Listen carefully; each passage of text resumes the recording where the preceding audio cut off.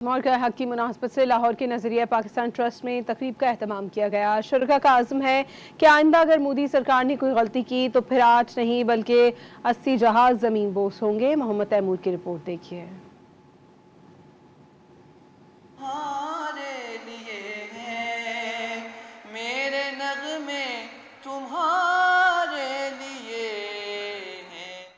मार्का-ए हक की कामयाबी के मौका पर अफवाज पाकिस्तान को खराज तहसीन पेश करने के लिए सजी तकरीबात में अवामी जोशो जज्बा देखने के लायक है। शुरा ने करार दिया कि मार्का-ए हक में पाकिस्तानी फौज के शेर दलेर सिपाहियों ने दुश्मन के जिस तरह दांत खट्टे किए वो हमेशा याद रखेगा।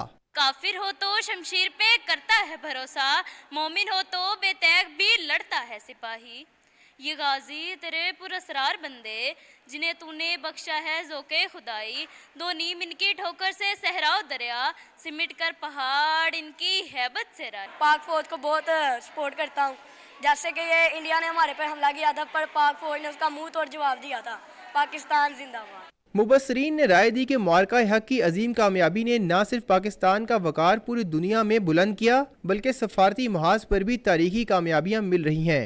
आपके डिफेंस जो है उसकी आपको पूरी तैयारी रखना भी बहुत ज़रूरी है, क्योंकि हम ये तो कहते हैं कि हम पीस लविंग हैं, हम अमन चाहते हैं, लेकिन हमारा दुश्मन अगर अमन नहीं चाहता तो यूनाइटेड नेशन का चार्टर जो है उसका जो आर्टिकल 51 है वो हमें अलाउ करता है कि अगर आपके ऊपर कोई यलगार करे या जारियत करे तो आप फौरी तौर के ऊपर अपना दिफा के लिए मुअस्सर किस्म का आप उनको जवाब दें।